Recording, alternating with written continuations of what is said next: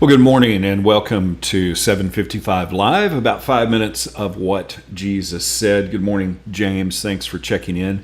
Appreciate all of the comments and likes and shares. If this is meaningful to you, it really would mean a lot to me and is very helpful if you do those things and just help us get the word out. Also, you can find a different command of Jesus and also different sections of the Bible to read every weekday at our Bible plan at bible.today.church. Would encourage you to check that out. Good morning, Susie.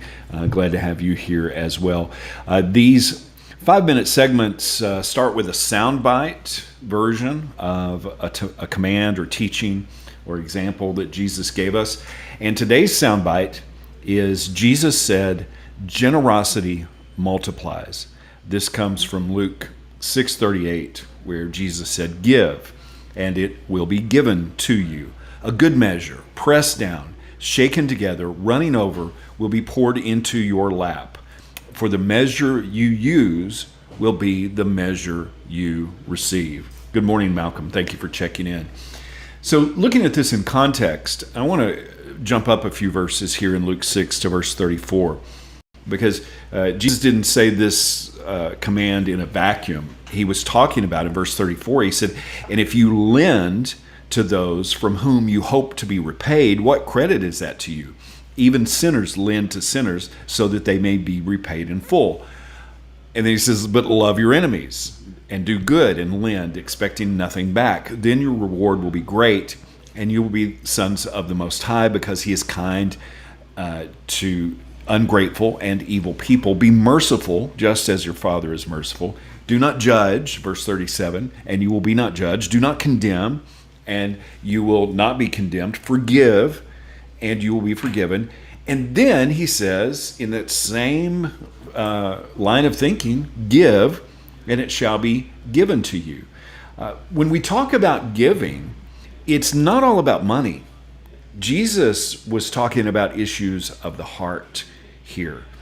And another example of Jesus using our finances and our generosity to deal with heart issues, in Matthew 5:23 through 24, he said, if you bring your gift to the altar and there remember that your brother has something against you, leave your gift there in front of the altar. First go and be reconciled to your brother, and then come and present your gift. Generosity is not about amounts, it's about heart.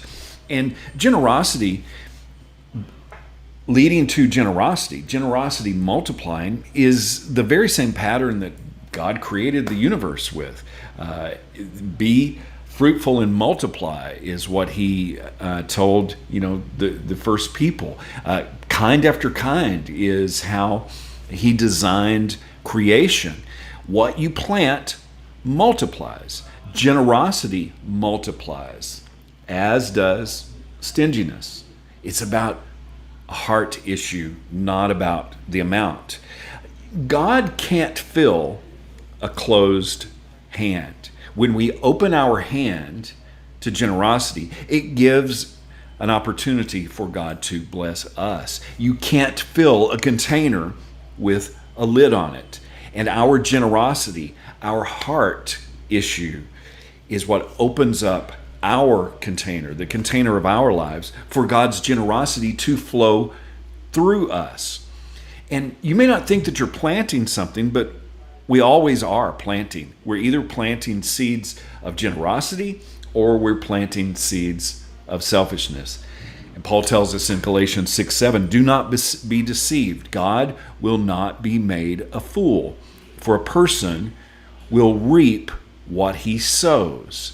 If we sow seeds of generosity, it opens our hand so God can bless us. If we sow seeds of selfishness, of fear, of doubt, of condemnation, of judgment, instead of extending mercy, then our hearts are closed to what God can really do through us.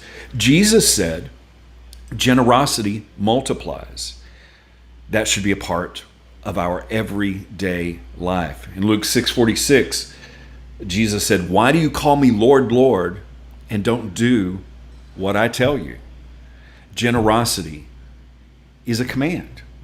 Generosity multiplies. is your heart and your hand, are they open or are they closed?